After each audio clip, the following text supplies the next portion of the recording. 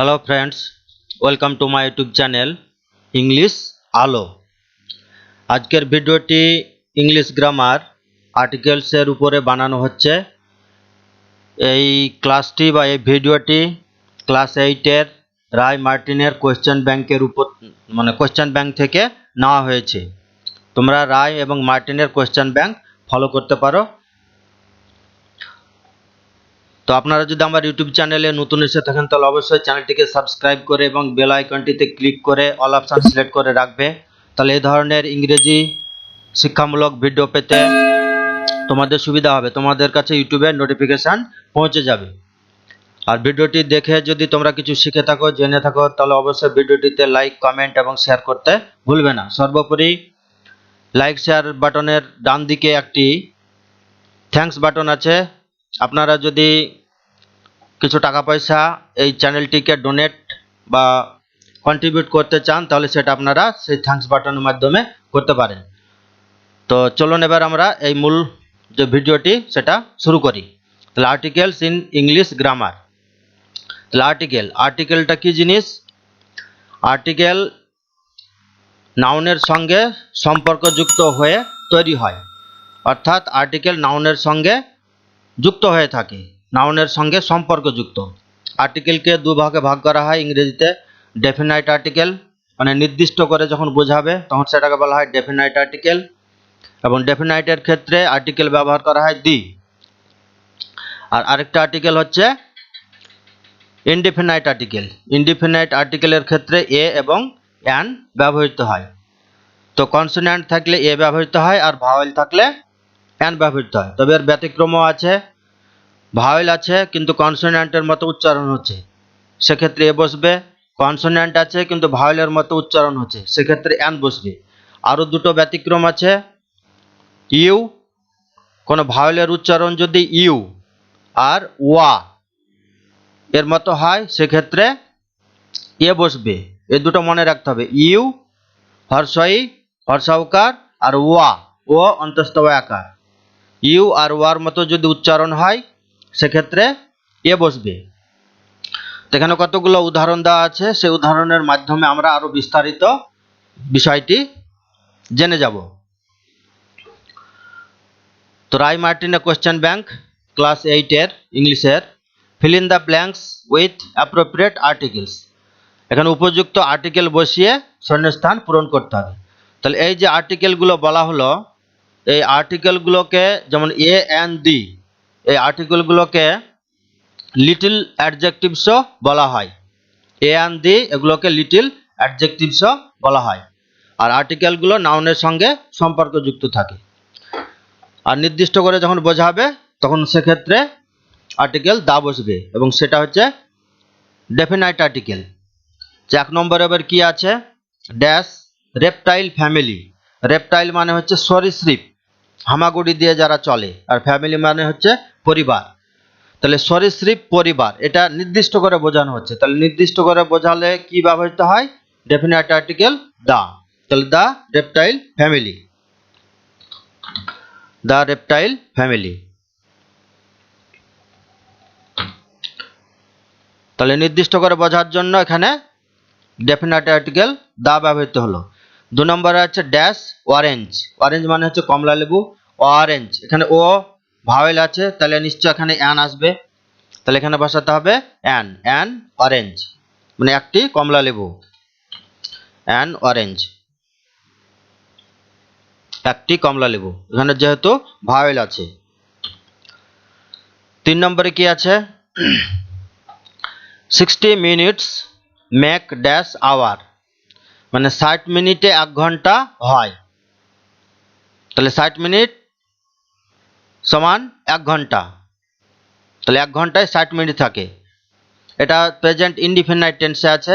60 minutes এটা plural form, তাই মেকের সঙ্গে এস বা এস যুক্ত হয়নি।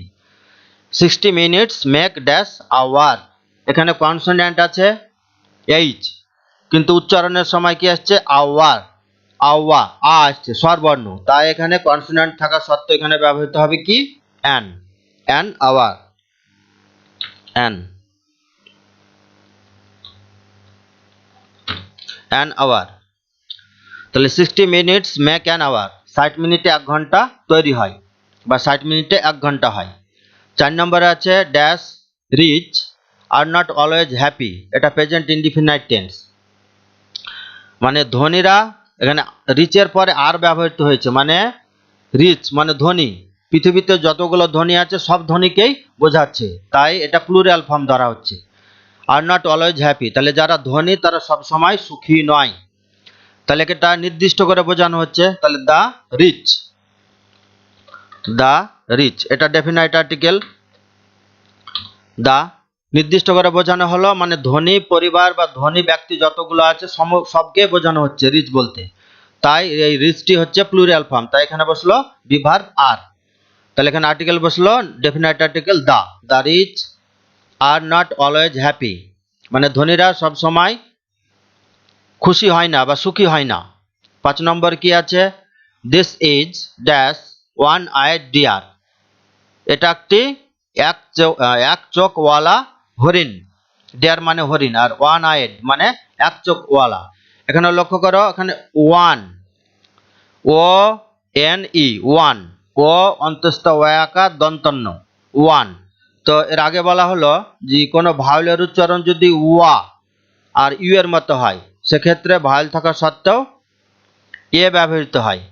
এই যেখানে ওয়ান আছে, বানানটি ও অন্তস্থ ওয়াকার দন্তন্য, তাহলে ওয়া পাচ্ছি, ও অন্তস্থ ওয়াকার ওয়া, তাহলে এখানে বসবে এ। তাহলে this is a one eyed deer, এটা একটি এক চোখওয়ালা হরিণ। 6 নম্বর, I read dash Telegraph daily. Telegraph বলতে ইংলিশ খবরের কাগজ, সেটার নাম হচ্ছে টেলিগ্রাফ। আমি প্রত্যেক দিন টেলিগ্রাফ যে ইংলিশ নিউজ পেপার সেটা পড়ি, এটা প্রেজেন্ট ইনডিফিনাইট টেন্সে আছে। তাহলে নির্দিষ্ট কোনো খবরের কাগজ বলা হচ্ছে, এখানে নির্দিষ্ট করে বলা হলেই বা নির্দিষ্ট করে উদ্ধৃত করা হলে সেক্ষেত্রে ডেফিনাইট আর্টিকেল দা বসবে। তাহলে I read the Telegraph daily. তাহলে I read the Telegraph daily, আমি প্রত্যেক দিন টেলিগ্রাফ খবরের কাগজ পড়ি, এটা নির্দিষ্ট করে বোঝানো হচ্ছে, তাই এখানে বসলো দা।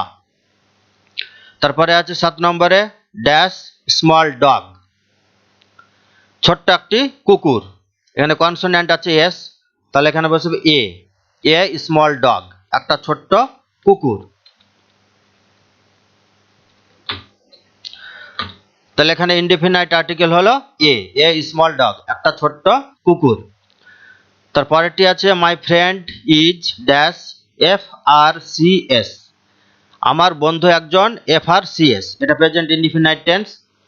তো এখানে ক্যাপিটালে আছে এফ আর সি এস। তো এই এফ, এফ উচ্চারণ করতে গিয়ে কি আসছে, প্রথমে আসছে এ,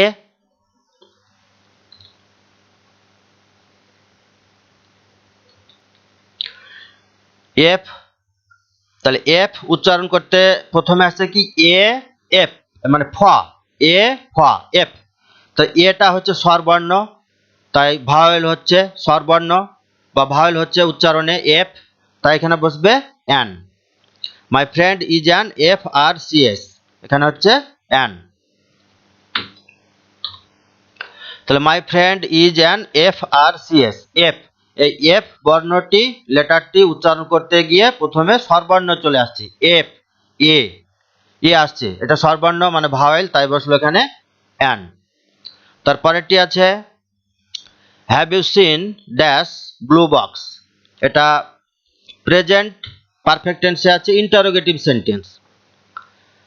তো হ্যাভ ইউ সিন মানে তুমি বা তোমরা কি দেখেছো, ড্যাশ ব্লু বক্স, নীল বাক্সটি কি তোমরা দেখেছো, এটা নির্দিষ্ট করে বোঝানো হচ্ছে, নীল বাক্সটি একটা পার্টিকুলার নির্দিষ্টভাবে বোঝানো হচ্ছে। তাহলে have you seen the blue box, এখানে ডেফিনাইট আর্টিকেল বসলো দা, নির্দিষ্ট করে বোঝার জন্য। তাহলে have you seen the blue box, তাহলে এখানে ডেফিনাইট আর্টিকেল হলো দা। 10 নম্বরে আছে Brutus is dash honourable man, Brutus একজন সম্মানীয় ব্যক্তি, অনারেবল মানে হচ্ছে সম্মানীয়, অনারেবল, কিন্তু এখানে এই স্পেলিং এ কি আছে এইচ, মানে কনসোনেন্ট আছে, কিন্তু উচ্চারণের সময় কি আসছে অনারেবল ওয়া, অর্থাৎ স্বরবর্ণ মানে ভাওয়েল আসছে। কনসোনেন্ট থাকা সত্ত্বেও উচ্চারণ যেহেতু ভাওয়েলের মতো আসছে, তাই এখানে বসবে কি অ্যান, ভাওয়েলের মতো উচ্চারণ হওয়ার জন্য, তাহলে অ্যান। তাহলে Brutus is an honourable man, Brutus হচ্ছেন একজন সম্মানীয় ব্যক্তি। তারপরটি আছে have you read dash Ramayana, মানে তুমি কি রামায়ণ পড়েছো, এটাও প্রেজেন্ট পারফেক্ট টেন্সের ইন্টারোগেটিভ সেন্টেন্স। তাহলে একটা ধর্মগ্রন্থ নির্দিষ্ট করে বোঝানো হচ্ছে, তাহলে এর আগে ডেফিনাইট আর্টিকেল বসবে দা, তাহলে have you read the Ramayana, তাহলে এখানে ডেফিনাইট আর্টিকেল বসলো দা। তাহলে have you read the Ramayana, মানে তুমি কি রামায়ণ পড়েছো। তারপরেরটি আছে it is dash wonderful picture, এটা একটি বিস্ময়কর ছবি, তাহলে it is a wonderful picture, এটা একটি বিস্ময়কর ছবি। ওয়ান্ডারফুল, ওয়ান্ডারফুলের ক্ষেত্রে মানে সাধারণ টকিং আলোচনার ক্ষেত্রে ওয়ান্ডারফুল এখানে ব্যবহার করা হচ্ছে, সেক্ষেত্রে এখানে ইনডেফিনাইট আর্টিকেল আসছে কি এ, সাধারণ কথাবার্তার ক্ষেত্রে ওয়ান্ডারফুল ব্যবহার করা হচ্ছে। তাহলে it is a wonderful picture, এটা একটি বিস্ময়কর ছবি। কনসোন্যান্ট ডাব্লিউটা হচ্ছে কনসোন্যান্ট, তাই এখানে বসলো এ। তারপরটি আছে ইট ইজ ড্যাশ আইডিয়া, এটা একটা ধারণা দ্যাট ইন্টারেস্টস মি, যেটা আমাকে আগ্রহী করে, এটা একটা ধারণা যে ধারণাটি আমাকে আগ্রহী করে, এটাও প্রেজেন্ট ইনডিফিনাইট টেন্স। তাহলে আইডিয়া, এই আইডিয়ার এখানে কি আছে ভাওয়েল আই, তাহলে এখানে বসবে an, it is an idea that interests me, তাহলে এখানে ভাওয়েল আই থাকার জন্য এখানে হলো ইনডিফিনাইট আর্টিকেল অ্যান, তাহলে it is an idea that interests me. তারপরটি আছে dash ship gives us wool, এটা present indefinite tense, ship third person singular number, তাই এই গিভ ভার্বের সঙ্গে এখানে এস যুক্ত হয়েছে, আর উল মানে হচ্ছে পশম, তাহলে শিপ মানে কি ভেড়া, তাহলে ভেড়া আমাদেরকে পশম দেয়। তাহলে ভেড়া বলতে কি যে কোনো একটি ভেড়া কি না, ভেড়া যত আছে, ভেড়া জাতি একটা শ্রেণী বা জাতিকে বোঝাচ্ছে, একটা শ্রেণী বা জাতিকে বোঝানোর ক্ষেত্রে ডেফিনাইট আর্টিকেল দি ব্যবহৃত হয়। তাহলে দ্য শিপ গিভস আস উল, মানে ভেড়া আমাদেরকে পশম দেয়, এখানে পুরো ভেড়া জাতিটিকে বা প্রাণীকে পুরো বোঝাচ্ছে সারা বিশ্বে, সেক্ষেত্রে নির্দিষ্ট করে বোঝানো হলো এবং দি ব্যবহৃত হলো। তারপরটি আছে ইট ওয়াজ ড্যাশ ইউনিক ডিসিশন, এটা ছিল একমাত্র সিদ্ধান্ত, ইউনিক মানে হচ্ছে একমাত্র, আর ডিসিশন মানে হচ্ছে সিদ্ধান্ত। তো এর আগে বলা হলো কোন শব্দ উচ্চারণ করতে গিয়ে যদি ইউ বা ওয়ার মতো উচ্চারণ আসে, সেক্ষেত্রে এ ব্যবহৃত হয়। তাহলে এখানে ইউনিক, এখানে ভাওয়েল উচ্চারণ, এখানে ভাওয়েল আছে ইউ, আর এই ইউ এর উচ্চারণটা হচ্ছে ইউ এর মতোই, মানে হর্ষই হর্ষৌকার, তাহলে ইট ওয়াজ, তাহলে এখানে হবে এ, তাহলে ইট ওয়াজ এ ইউনিক ডিসিশন এ, এটা একমাত্র সিদ্ধান্ত। তাহলে কোনো ভাওয়েলের উচ্চারণ যদি ইউ হর্ষই হর্ষৌকার আর ওয়া ও অন্তস্থ আকার মতো হয়, সেক্ষেত্রে অ্যান ব্যবহৃত হবে না, এ ব্যবহৃত হয়, তাই এটা হলো ইট ওয়াজ এ ইউনিক ডিসিশন, এটা ছিল একমাত্র সিদ্ধান্ত। 16 নম্বরটি milk is dash protein drink, milk হচ্ছে একটা প্রোটিন জাতীয় পানীয়, মানে দুধ, দুধটা হচ্ছে প্রোটিন জাতীয় খাবার বা প্রোটিন জাতীয় পানীয়। তাহলে এখানে কনসোনেন্ট আছে, তাহলে এ ব্যবহৃত হবে, তাহলে milk is a, indefinite article a ব্যবহৃত হলো, তাহলে milk is a protein drink, milk হচ্ছে একটি প্রোটিন জাতীয় খাবার বা পানীয়। তারপরে আছে I like dash bigger roller coaster, bigger মানে তুলনামূলক বড়, এটা কম্পারেটিভ ডিগ্রি করা আছে, রোলার মানে যেটা ঘোরে ঘূর্ণায়মান, আর কোস্টার, কোস্টার হচ্ছে সামুদ্রিক এলাকায় যে এই আনন্দের জন্য বা অ্যামিউজমেন্টের জন্য যে উপর থেকে নিচে মানে ছলকে যাবে এই ধরনের চড়ে যে আনন্দ পাবে তাতে চড়ে, সেটাকে বলা হচ্ছে যে রোলার কোস্টার। মানে ঘুরতে ঘুরতে যাবে, যেমন আমরা বিভিন্ন মেলাতে নাগরদোলা দেখি, ঘুরে ঘুরে বাচ্চারা আনন্দ করে, সেটাই। তো সেই ধরনেরই একটা জিনিস। তো I like dash bigger roller coaster, আমি বিগার রোলার কোস্টার পছন্দ করি। তো এখানে লক্ষ্য করো যে এটা কম্পারেটিভ ডিগ্রি, ইয়ার যুক্ত করে কম্পারেটিভ হয়েছে। তো কম্পারেটিভ ডিগ্রির ক্ষেত্রে কখনো কখনো দা ব্যবহৃত হয়, মানে সব সময় যে সুপারলেটিভ ডিগ্রির আগেই দা ব্যবহৃত হবে তা না, কম্পারেটিভ ডিগ্রির আগেও দা ব্যবহৃত হয়। তাহলে I like the bigger roller coaster, তাই এখানে দা ব্যবহৃত হলো ডেফিনাইট আর্টিকেল। তাহলে কম্পারেটিভ ডিগ্রির ক্ষেত্রেও আমাদেরকে মনে রাখতে হবে যে দা ব্যবহৃত হয়। I like the bigger roller coaster, তাই এখানে ডেফিনাইট আর্টিকেল দা ব্যবহৃত হলো। তারপরটি আছে he was well known as dash artist, এটা পাস্ট ইনডিফিনাইট টেন্স।